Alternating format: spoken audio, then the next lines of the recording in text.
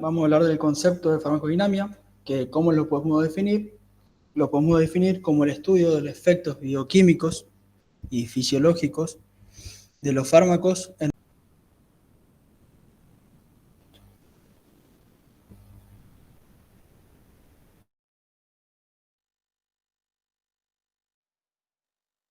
Bueno, seguimos. Primero principal, tenemos que saber que los medicamentos pueden actuar sobre la materia viva de dos maneras. Tenemos la parte de la acción no selectivas y las selectivas. La acción no selectiva, los medicamentos con acción no selectiva no se dirigen a un objetivo específico dentro del organismo. En lugar de eso, su efecto depende de sus propiedades físicas y químicas generales. Estos medicamentos no tienen una alta especificidad, a menudo se necesita en dosis más altas para lograr el efecto. Por dar un ejemplo de no selectiva, tenemos la amoxicilina. Todos saben que la amoxicilina es un antibiótico de amplio espectro que afecta a una gama amplia de bacterias, no solo a las que causan infecciones dentales, también puede causar efectos secundarios en la flora bacteriana normal del cuerpo y a veces en el sistema digestivo. ¿Qué quiere decir esto? Que no es específico solamente para las infecciones de la boca, sino que se puede utilizar para distintos tipos de bacterias. Después tenemos la acción selectiva. Estos medicamentos tienen efectos específicos que dependen de la estructura química de las moléculas en el organismo. La acción de las acciones selectivas están dirigidas a sitios específicos o sistemas dentro del cuerpo, que resulta en una mayor precisión y menor impacto en otras partes del organismo. ¿Qué quiere decir esto? Que estos van a actuar directamente sobre, por ejemplo, van a actuar directamente sobre la cavidad bucal. Por darle un ejemplo, la clorexidina. ¿Por qué decimos la clorexidina? Porque es un agente antimicrobiano que va a actuar de manera específica sobre las bacterias de la boca, solamente en la boca. Su efecto está dirigido principalmente a reducir las cargas bacterianas en la cavidad oral. Esa es la gran diferencia entre lo que es las cargas bacterianas en la cavidad oral.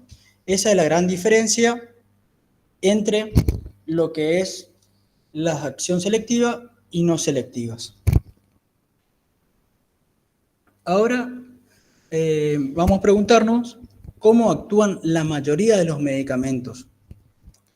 Tenemos que saber que la mayoría de los medicamentos van a actuar en forma selectiva por interactuar con receptores. Ahora tenemos que pasar a preguntarnos qué son los receptores y por qué son tan importantes. Como dice en la diapositiva, usualmente son proteínas que se unen a los medicamentos de manera específicas. Estas interacciones son fundamentales porque inician una serie de eventos dentro de la célula que producen los efectos que observamos cuando tomamos un medicamento. Estas interacciones son cruciales para iniciar como una cascada de señalización que resultan en los efectos farmacológicos. ¿Qué se refiere a lo que dije recién? Que los receptores farmacológicos van a interactuar con las moléculas especializadas, generalmente que son las proteínas, que van a interactuar ¿con quién? Con los fármacos. Entonces, ¿qué son los receptores? Son partes especializadas de la célula, usualmente proteínas, que se unen a los medicamentos de manera específica. ¿Por qué es importante? Porque estas interacciones entre los receptores y los fármacos inician una serie de eventos que van a suceder dentro de la célula. Puede ser adentro como afuera también, sobre la membrana. Y esto van a producir los efectos que observamos cuando tomamos un medicamento. Sin estos receptores, los medicamentos no podrían hacer su trabajo correspondiente. Ahora, tenemos que preguntarnos dónde vamos a encontrar. Los receptores se pueden encontrar tanto en la membrana plasmática, de manera intracelular y nuclear. En la membrana plasmática, como dice su nombre, en la superficie exterior de la célula se van a encontrar. Los receptores en la membrana plasmática van a interactuar con neurotransmisores. ¿Qué son los neurotransmisores? Que son señales químicas en el sistema nervioso y con hormonas Profe, químicas. Sí, disculpa que te interrumpa. Agustina Gómez me dijo que no le acepta a usted todavía. dale, perdón, disculpa. Lo que pasa, como estoy presentando, Dale, sí. no puedo ver. Perdón, Agus, justo estoy presentando y no pude ver. Ahí me avisaron.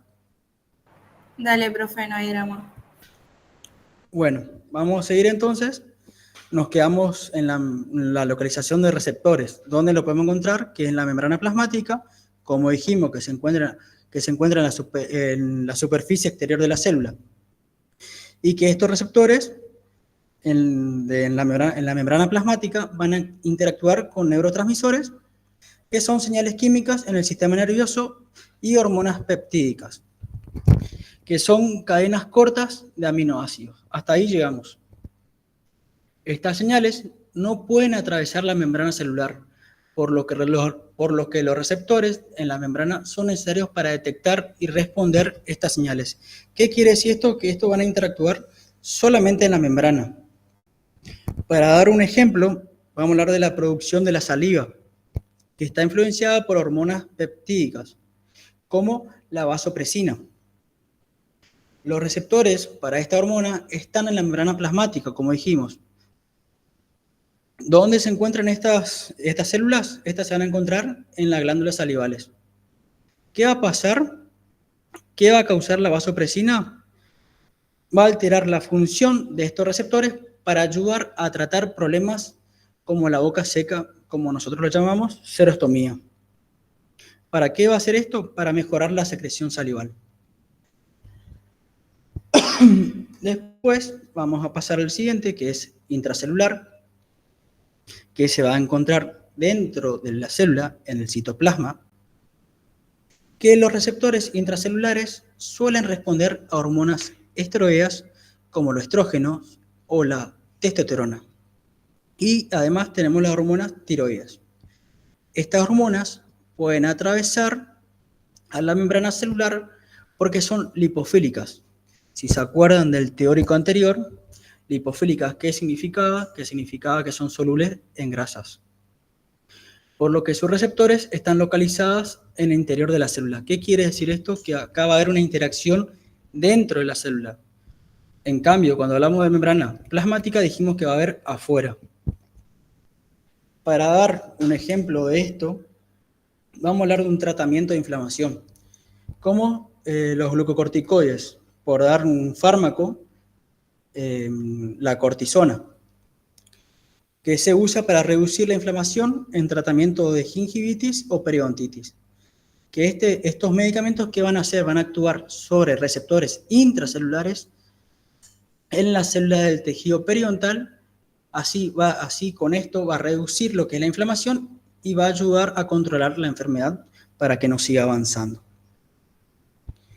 Luego, por último, tenemos el nuclear. Como dice su nombre, se encuentra en el núcleo de la célula. Algunos receptores están en el núcleo y se activan por ligandos específicos. Ligando específico se refiere, por ejemplo, a un fármaco específico. Al unirse a sus ligandos, pueden influir en la transcripción del ADN y, por lo tanto, en la expresión genética.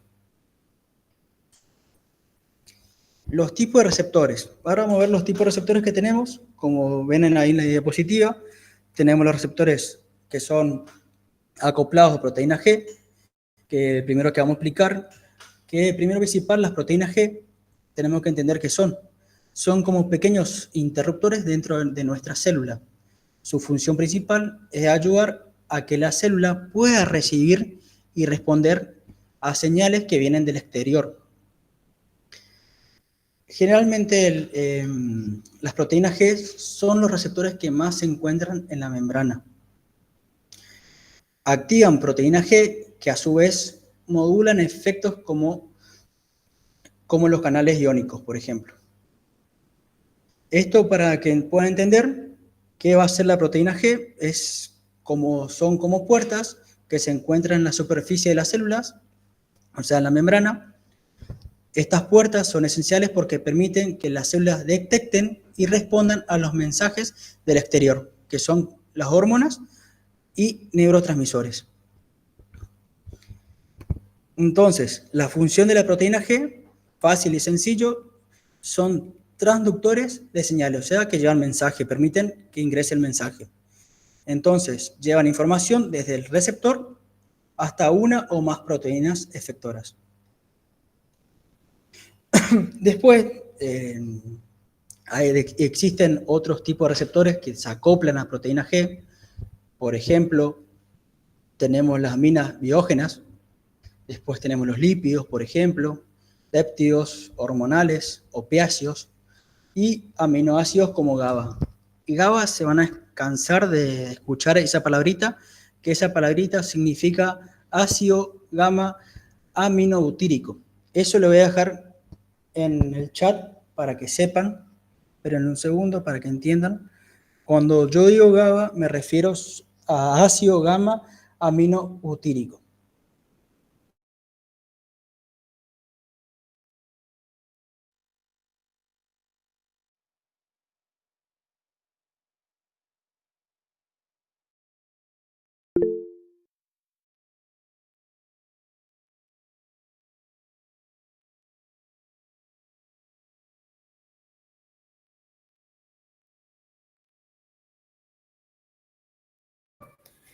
Profe, se le dejó de escuchar.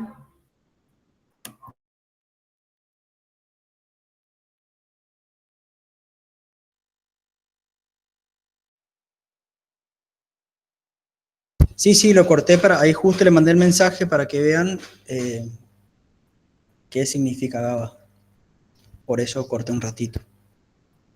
Bueno, seguimos. Esto entonces dijimos los receptores acoplados a proteína G. Ahora vamos a hablar de los efectos regulados por proteína G. Como dijimos, los canales iónicos, también tenemos algunas enzimas. Por ejemplo, la fosfolipasa C, que esto es algo más profundo, sinceramente, que no creo que lleguen a preguntarle específicamente esto, porque es algo muy profundo y que la cátedra nunca dio, sinceramente. Entonces, para entender lo de proteína G, la importancia farmacológica, el objetivo es muy utilizado para los fármacos. O sea, la proteína G es uno de los que más se utiliza. ¿Por qué? Porque se estima que aproximadamente la mitad de los fármacos que no son antibióticos están dirigidos a estos receptores. Después pasamos a lo que son los receptores con actividad enzimática intrínseca, como figura ahí en la diapositiva. Incluye receptores tirosina, quinasina, que son importantes en la señalización de factores de crecimiento. Esto no hice mucho hincapié porque no es muy importante. El que es más importante de los tres son la proteína G y los canales iónicos.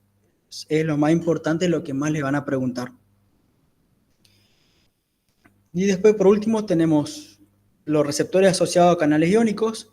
Se encarga de la apertura o cierre rápido de los canales iónicos, que son muy importantes en la neurotransmisión. Ahora, como dije acá, al tema de la apertura o cierre rápido de canales iónicos, ahora van a ver a qué me refiero. Cuando sigamos hablando van a entender. Bueno, vamos a hablar de la siguiente imagen, que esta imagen, como dice ahí el GABA, vamos a hablar de la estructura del receptor GABA. Que esto no sé si llegaron a entender algo en la clase, si alguien me puede responder, si entendió algo. ¿A qué se refería el doctor cuando explicaba esto?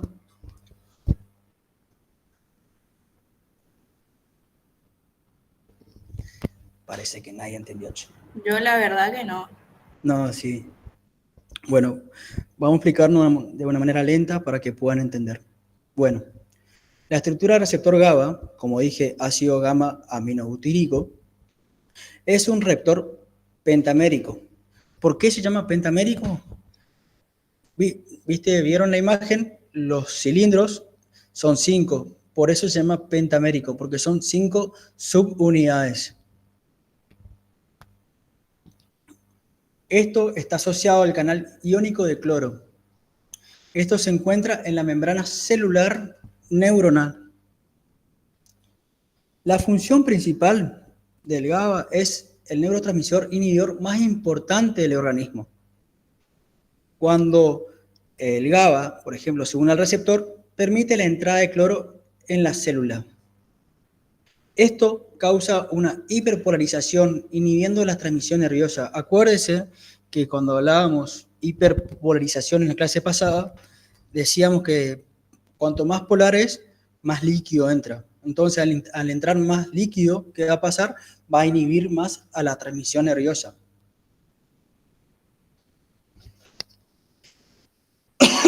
Ahora vamos a pasar a hablar del sitio de acción en el receptor y mecanismo de acción de diferentes sustancias. O sea, vamos a pasar a aplicar los 5 cilindros que pueden ver en la pantalla, que son las unidades. Primero tenemos el sitio GABA, que es para el neurotransmisor natural. Une a su propio sitio en el receptor GABA, que es un tipo de receptor de neurotransmisor en el cerebro. Cuando el GABA se une a este sitio, ¿qué va a provocar? Provoca la apertura de canales de cloro, permitiendo la entrada de iones de cloro en la neurona, lo que hace que la neurona se vuelva más negativa y así resulte el efecto inhibidor. ¿Entienden ahora cuando les refería al tema de la puerta que se abría, que se cierra? Esto vamos a hablar mucho de lo que es, en este tema se habla mucho de lo que es la puerta de entrada y puerta de salida también. Eso quiero que entiendan. Luego pasamos al siguiente unidad, que es el sitio BZD, se llama, que es para los benzodiazepinas. La benzodiazepina actúa uniéndose a este sitio específico del receptor GABA, conocido como el sitio BZD, como dije. Esta unión va a facilitar la acción del GABA, que aumenta la frecuencia de apertura del canal de cloro y potenciando el efecto inhibidor neurotransmisor. ¿A qué se refiere esto? ¿Qué va a tener de diferencia con el GABA con el anterior? Que lo que va a hacer es como si fuera que en vez de abrir una puerta, abre 2 puertas juntas al mismo tiempo. A eso se refiere. ¿Y qué va a pasar? Va a ingresar más sustancia para que así se pueda inhibir el neurotransmisor. Acá, para darle un ejemplo, el famoso diazepam, que es una benzodiazepina, que se usa para reducir la ansiedad y sedar a los pacientes antes del procedimiento dental. Esto generalmente nosotros no podemos recetar como odontólogos, pero generalmente esto se utiliza mucho para el tema de pacientes con discapacidades, por ejemplo, pero siempre, como le dije, nosotros no podemos recetar lo que es un diazepam. Todo lo que sea opioides no podemos recetar, eso se encarga el médico de cabecera del paciente.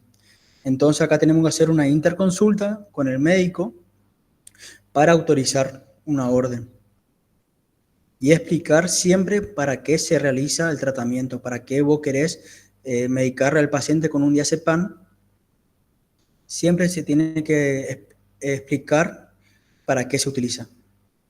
Después vamos a pasar a otro sitio que es para el barbitúrico, que el barbitúrico se unen a otros sitios en el receptor GABA también, que sería como otro cilindrito que se ve en la pantalla, otra unidad. ¿Qué es lo que le va a diferenciar al barbitúrico con el benzodiazepina?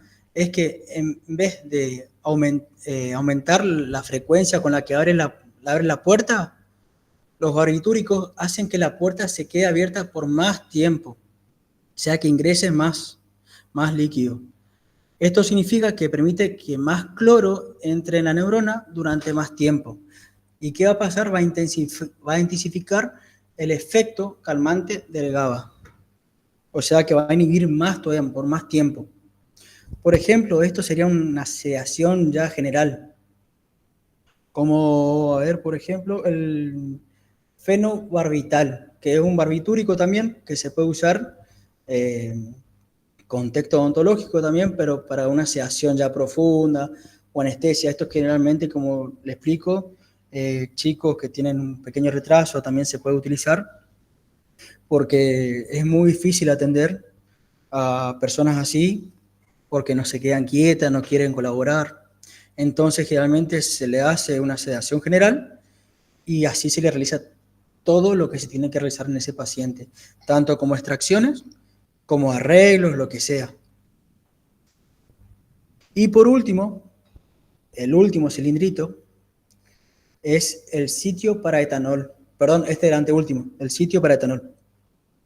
El etanol, o conocido como alcohol, actúa en el receptor de GABA, pero su mecanismo de acción es menos específico, es más difuso. El alcohol potencia el efecto GABA, aumentando la inhibición general del cerebro. Esto contribuye a sus efectos sedantes, relajantes, y esto va a funcionar solamente en dosis altas. ¿Y qué va a causar? Otra vez, la depresión del sistema nervioso central. Siempre es lo mismo, se busca lo mismo. Siempre lo que se busca es la depresión o la inhibición del sistema nervioso central. Acá, para darle un ejemplo, cuando alguien corta con su novio, corta con su novia, fíjense que la mayoría que hace salen, toman alcohol, se emborrachan. ¿Para qué? Porque eso va a deprimir el sistema nervioso central y así la persona se pueda sentir mejor.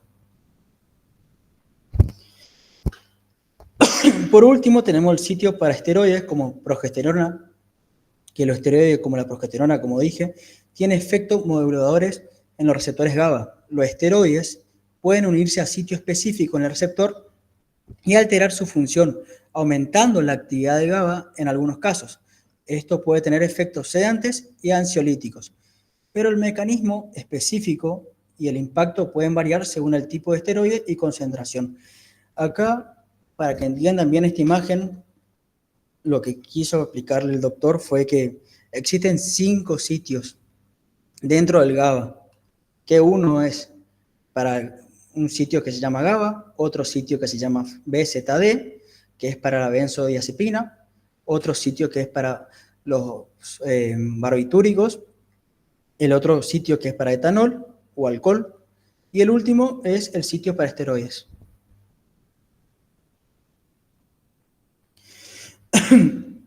Acá tenemos que tener en cuenta la importancia farmacológica, que estos fármacos van a potenciar, como dije, todos van a hacer lo mismo, que es el efecto inhibitorio sí, del GABA en el sistema nervioso central. Todos buscan lo mismo, solamente que algunos actúan de distintas maneras, que pueden ser aumentando el tiempo de la apertura a la puerta o ensanchando la apertura a la puerta para que ingrese más cloro, justamente.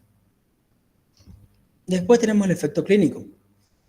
La activación de este receptor produce efectos calmantes, ansiolíticos y pueden afectar el comportamiento de la persona también. El uso prolongado de sustancias que actúan sobre este receptor pueden llevar a tolerancia y dependencia. ¿A qué se refiere esto? No sé si conocen algún amigo, algún pariente que consuma diazepam. Generalmente son medicamentos que se tienen que controlar mucho porque genera dependencia. O sea que si la persona no toma en un día, se desespera. Es como una adicción.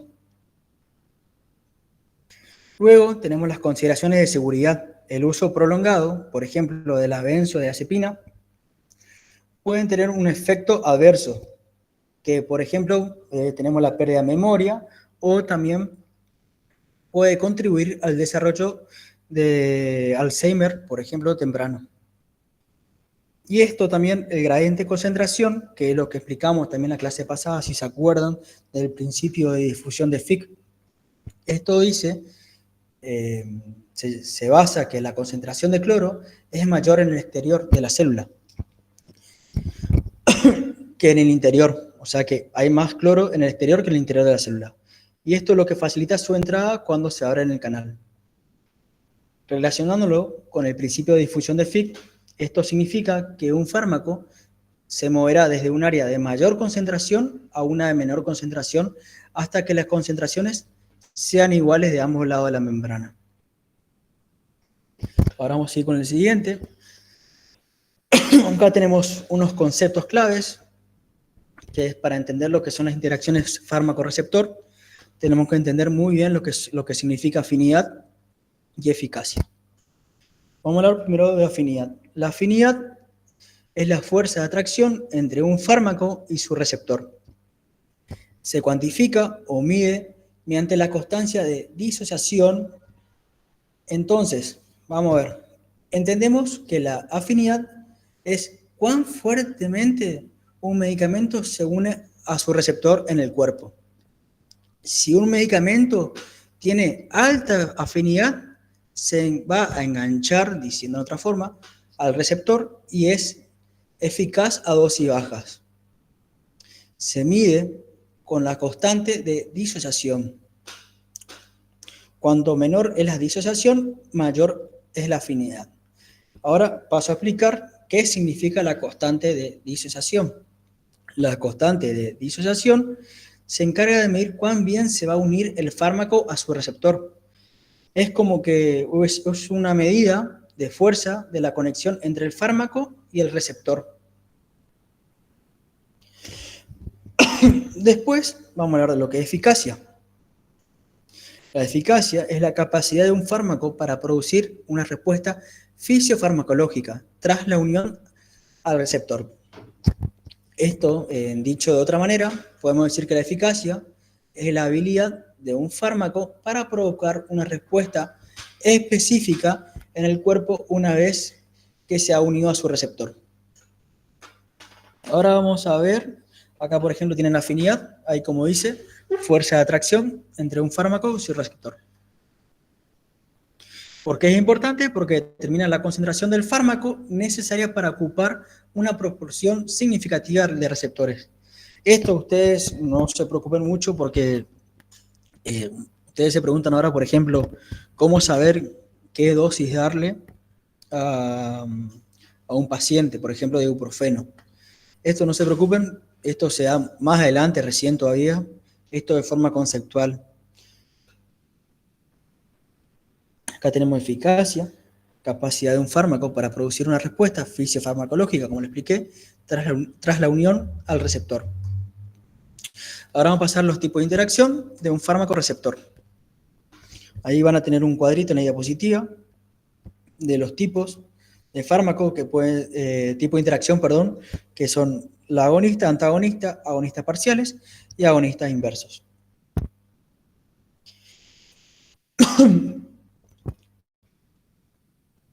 Primero vamos a hablar del agonista, el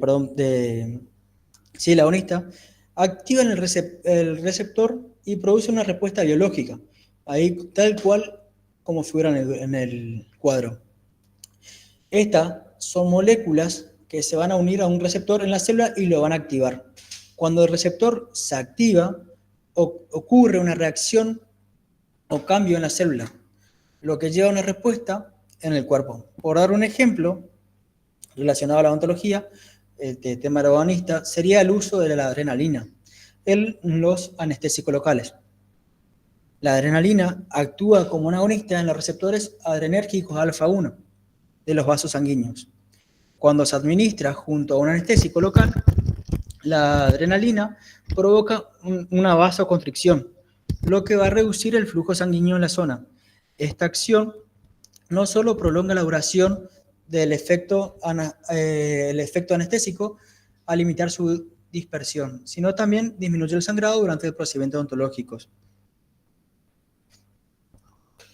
Esto, por ejemplo, estos símbolos que ustedes están viendo ahí en la pantalla, eso yo lo puse para que puedan asociarlos con los tipos de fármacos, los tipos de interacciones. Por eso están los símbolos, solamente por eso. Bueno, volviendo al ejemplo, le explico que qué función tiene la adrenalina. Ustedes cuando van a anestesiar, por ejemplo, a hacer una extracción, además la anestesia, el anestubo, contiene el anestésico local o sea, el tipo de anestesia que se utiliza, el fármaco, y además a la adrenalina. Que la adrenalina lo que va a hacer, en simples palabras, es que el fármaco perdure por el tiempo, que perdure más en el tiempo. Va a ser como dice, va a ser una vasoconstricción para que el fármaco perdure más en la zona. Y además del beneficio de que perdure más, también va a causar una isquemia. ¿Qué sería una isquemia?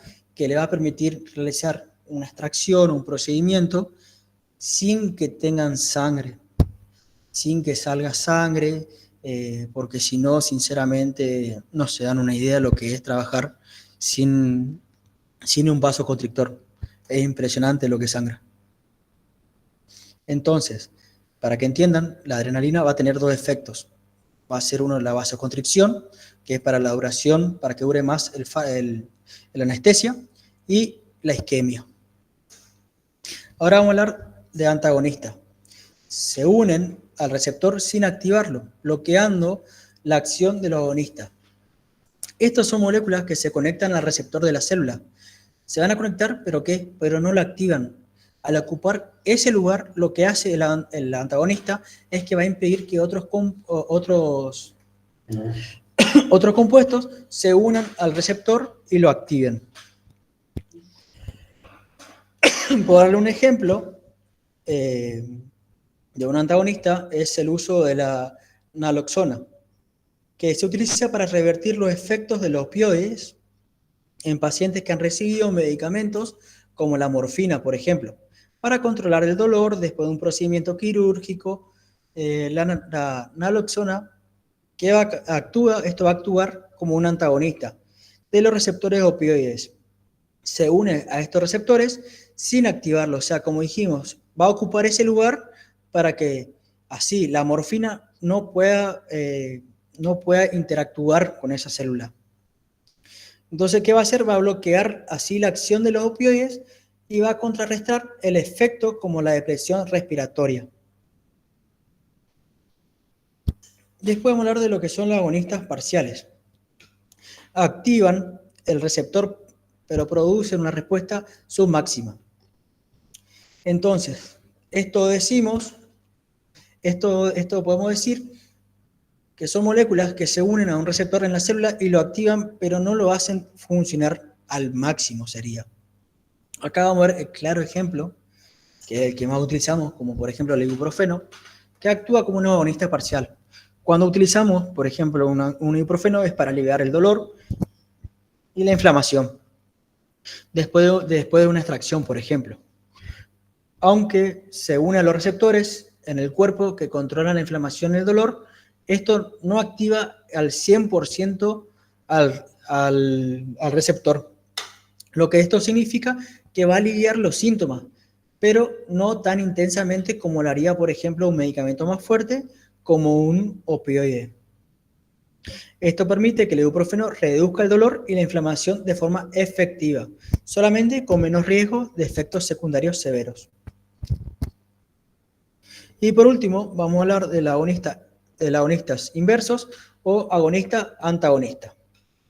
Estos reducen la actividad basal de receptores con actividad constitutiva.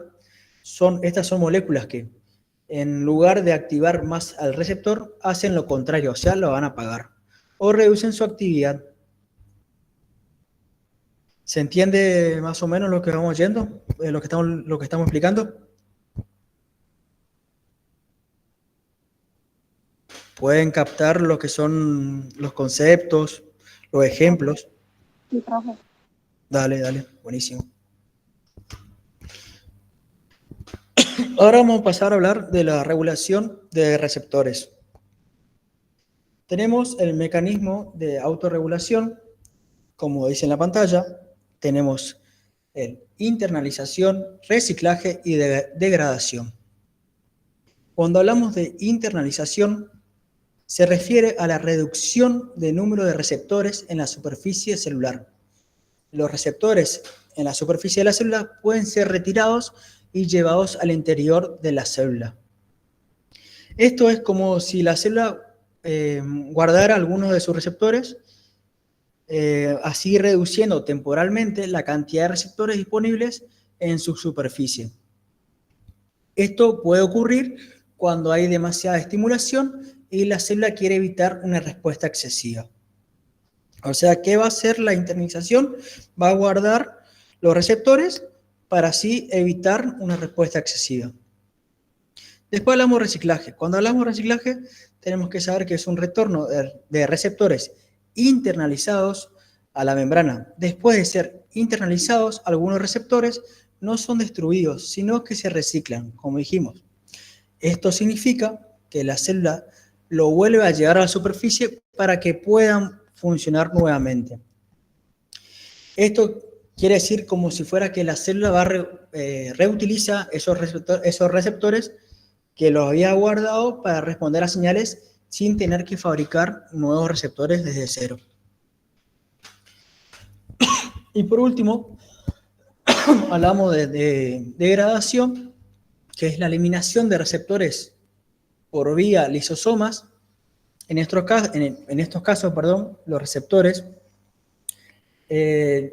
internalizados no se van a reciclar, sino que son enviados a los lisosomas, que son como centros de reciclaje de la célula, donde los receptores, ¿qué van a hacer? Van a ser descompuestos y eliminados. Este proceso es conocido como degradación.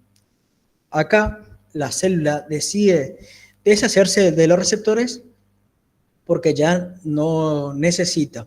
Entonces lo elimina de manera permanente. Después vamos a seguir con los tipos de regulación. Como dice en la pantalla, tenemos de alta regulación, que es el aumento en el número o sensibilidad de los receptores, generalmente en respuesta a una estimulación crónica reducida. ¿A qué se refiere esto? ¿Qué va a pasar y cuándo va a ocurrir? ¿Qué pasa? La célula aumenta el número de receptores en su superficie o hace que los receptores existentes sean más sensibles. ¿Cuándo va a ocurrir esto? Esto va a suceder cuando la célula no está recibiendo suficientes señales externas. O sea, no recibe una estimulación, a eso se refiere. Y de baja regulación se refiere a la disminución en el número o sensibilidad de los receptores, típicamente en respuesta a una estimulación excesiva o prolongada. ¿Cuándo va a pasar esto? ¿Cuándo va a ocurrir y qué pasa? Primero principal, ¿qué pasa? La célula reduce el número de receptores en su superficie o hace que los receptores sean menos sensibles, claramente como dice el concepto. Cuando ocurre, esto va a suceder cuando la célula está recibiendo demasiada señal externa o está siendo estimulada en exceso durante mucho tiempo.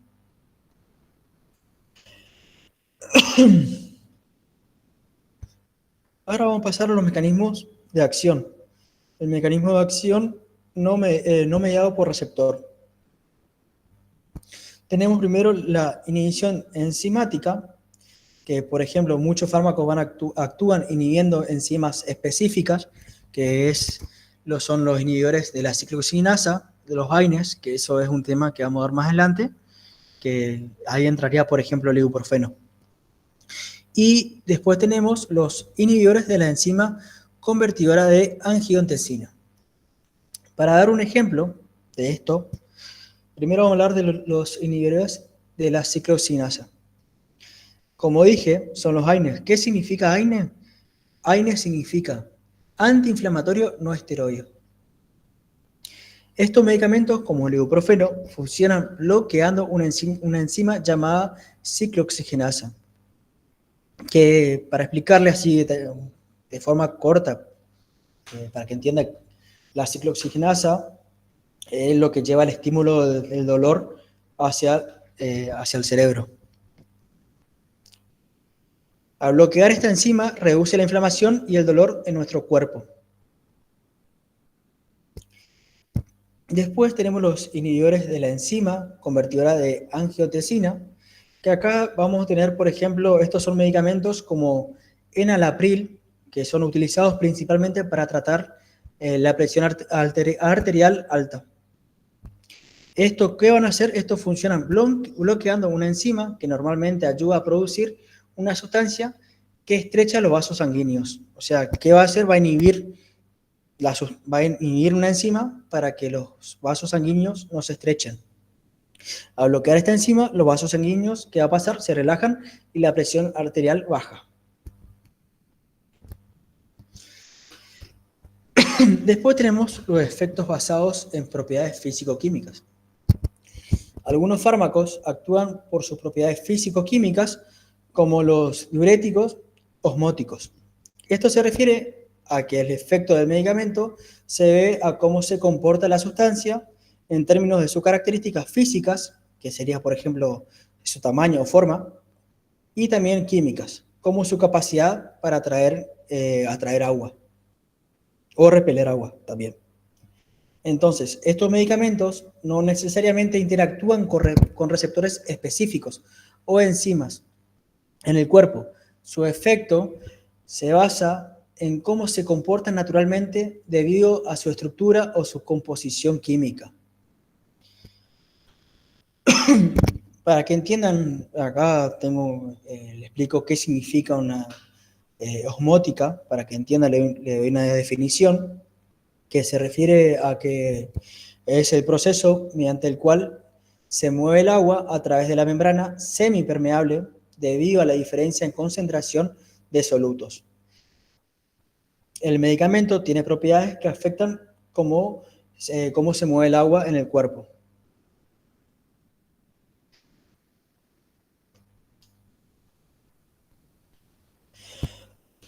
Bueno, seguimos con efectos indirectos. Estos efectos indirectos, esto hace referencia a que ciertos fármacos van a actuar alterando la disponibilidad de sustancias endógenas, como por ejemplo tenemos las catecolaminas. ¿Qué significa esto? El concepto que le acabo de dar. Esto se refiere a que en lugar de unirse a un receptor específico para producir un efecto, algunos medicamentos modifican la cantidad de sustancia química que ya están en el cuerpo, o sea, que van a modificar lo que se encuentra dentro del cuerpo, lo cual luego afecta a los receptores de una manera indirecta. O sea, que estos no van a tener una relación directa con las células, sino que van a alterar todo su alrededor. Después vamos a hablar de la quelación.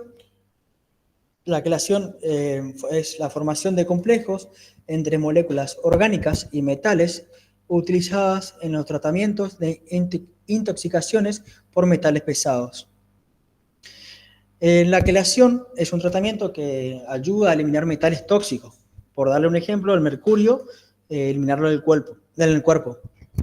En odontología se puede usar cuando los odontólogos o pacientes han estado expuestos a demasiado mercurio debido a los materiales dentales que contienen este metal, que son las amalgamas. Por darle un ejemplo, si un odontólogo está enfermo por haber trabajado, por ejemplo, toda su vida con amalgamas, un médico puede recetarle una quelación. Este tratamiento utiliza medicamentos especiales que se unen al mercurio en el cuerpo y lo eliminan a través de la orina. Esto ayuda a los odontólogos a recuperarse de la intoxicación por este metal. O sea, fácil y sencillo, la quelación es un tratamiento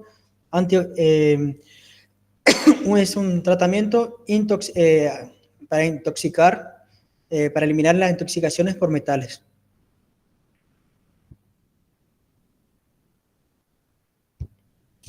Después vamos a hablar de los quelantes. Existen dos tipos. Del tipo de quelantes, tenemos dos sitios de acción. Tenemos extracelular y la intracelular. La extracelular son sustancias que se unen a metales pesados fuera. Pero quiero una cosa. Si no se acordó, no, sí. Explico de vuelta. Los quelantes extracelulares son sustancias que se unen a metales pesados fuera de la célula, en el espacio intersticial, o también en el torrente sanguíneo, para ser eliminados del cuerpo. Por darle un ejemplo, acá se utiliza, por ejemplo, Lepta, que se usa para tratar la toxicidad por metales pesados en pacientes que posean arreglos antiguos como amalgama que contiene mercurio. ¿Qué va a hacer el ETA? El ETA se une a los metales en la sangre y los elimina del cuerpo.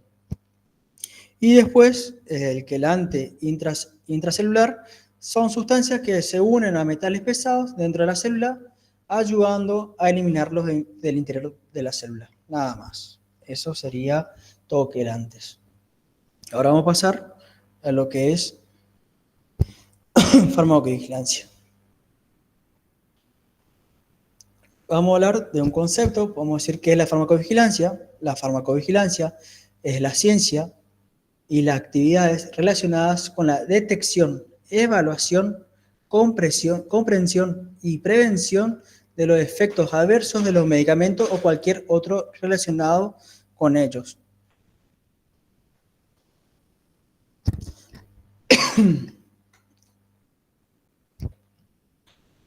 Los objetivos de la farmacovigilancia es, primero principal, identificar los efectos indeseados no descritos. Segundo, detectar nuevas acciones que pudieran convertirse en futuras indicaciones. Tercero, detección de sospechas a efectos adversos de medicamentos. Cuarto, evaluación de efectos adversos. Quinto, conocimiento del impacto del riesgo en la población.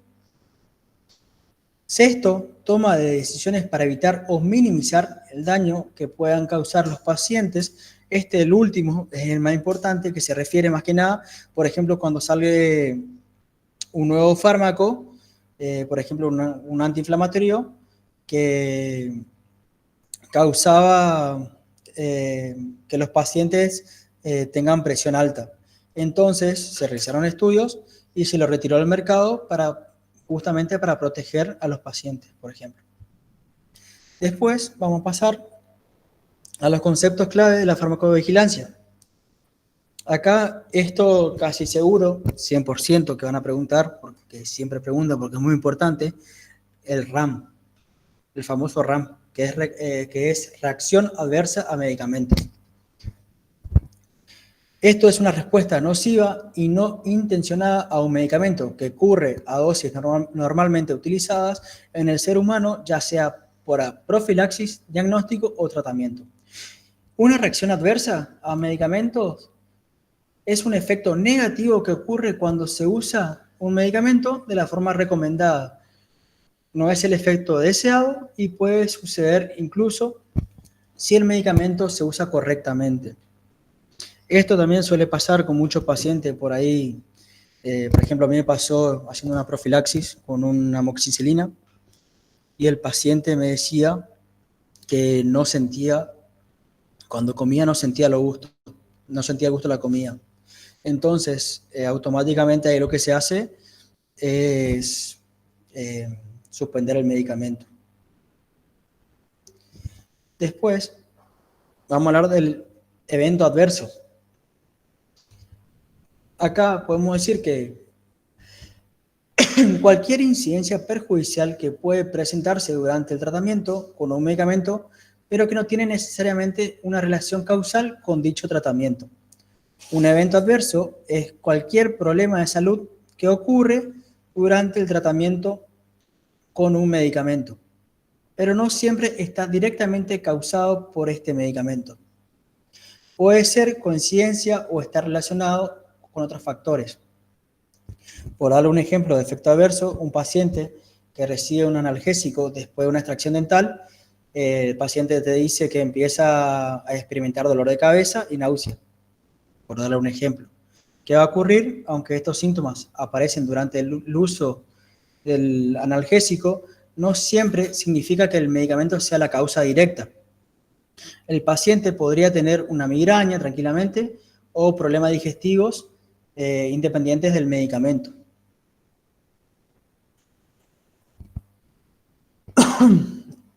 Ahí está, por ejemplo, para que vean evento adverso. Un evento adverso es cualquier problema de salud que ocurre durante el tratamiento con un medicamento, pero no siempre está directamente causado por ese medicamento.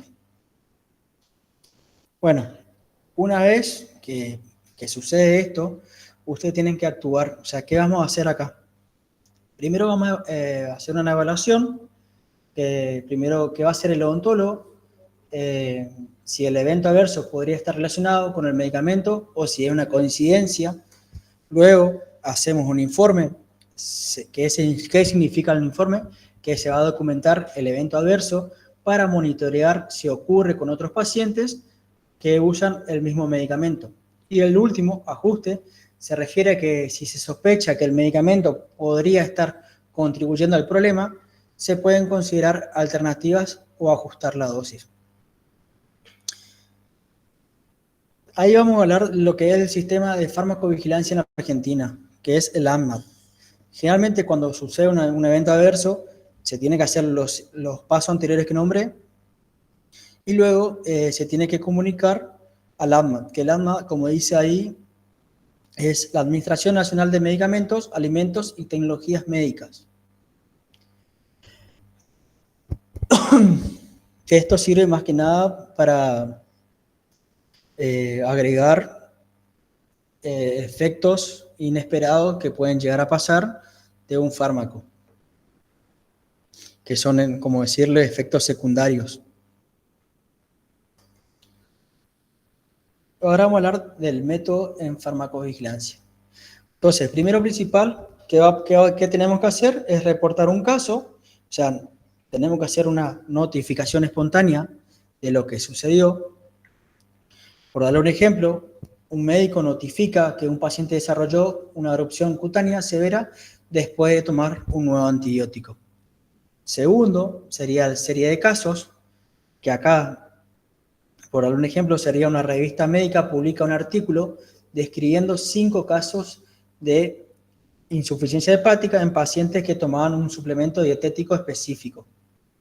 O sea, esto se refiere a que se tienen que informar, más que nada.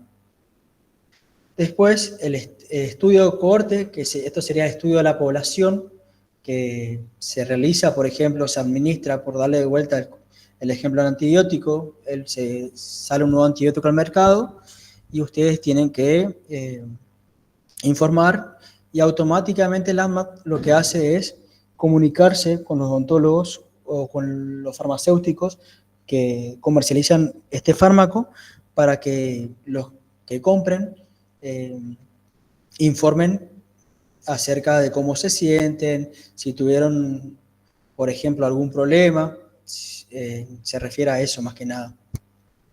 Después realizar un estudio del caso y controles, y que ahí, por ejemplo, lo que se hace es se comparan, por decirle, 100 pacientes que desarrollaron cáncer de vejiga con 400 pacientes sin cáncer, para ver si el uso del medicamento para la diabetes el antibiótico está asociado con un mayor riesgo, por darle un ejemplo.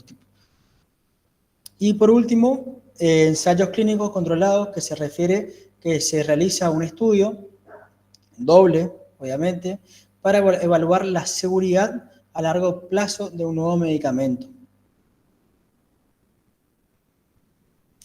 Esas son las formas que tienen que actuar, por ejemplo, si hay una reacción, un evento inoportuno que puede llegar a suceder, ¿no? Algo, por ejemplo, un evento adverso que suceda, ustedes tienen que informar. Ahora vamos a hablar de las ventajas de la notificación espontánea. ¿Qué es la notificación espontánea?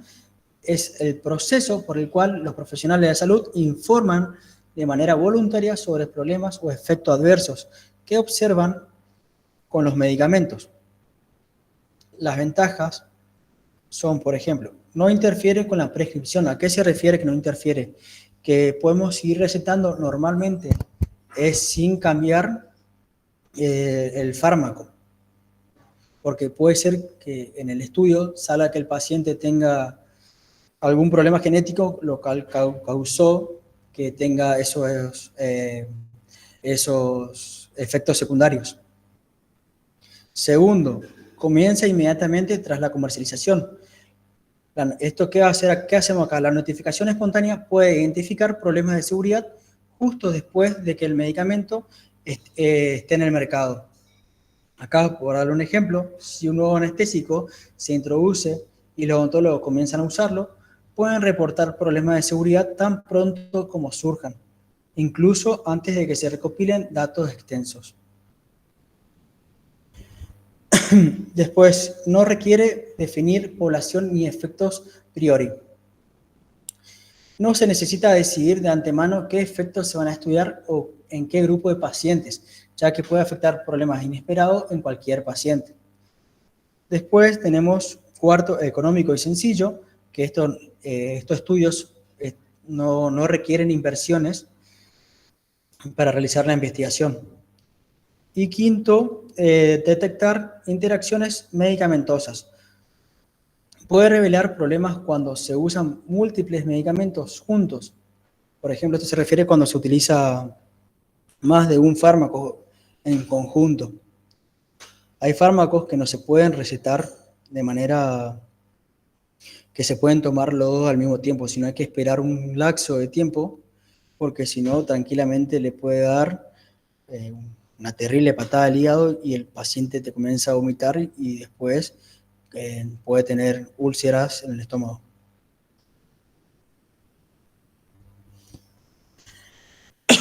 Después vamos a hablar de lo que son las limitaciones de la notificación espontánea. Primero tenemos la infranotificación. Muchos efectos adversos no se reportan. Por ejemplo, solo se notifica un pequeño porcentaje de las reacciones adversas reales. Esto, dando un ejemplo en odontología, si un odontólogo usa un tipo de anestésico nuevo, por ejemplo, y algunos pacientes experimentan efectos secundarios como mareos, es posible que solo un pequeño número de estos casos se informen, mientras que otros efectos adversos no se reportan. Por ejemplo, acá una taquicardia puede ser. Hay cosas que pasamos de alto, por ejemplo. Notificaciones selectivas. Esto se refiere a que los médicos tienden a reportar más los efectos conocidos, como por ejemplo pueden reportar fácilmente náuseas con un nuevo antidepresivo, pero no reconocen una reacción rara, como por ejemplo una arritmia cardíaca. Y por último, fichas incompletas. Esto hace referencia a la información proporcionada que puede ser insuficiente. Por ejemplo, un reporte puede mencionar erupción cutánea, pero sin detalles sobre duración, severidad o si desapareció al suspender el medicamento.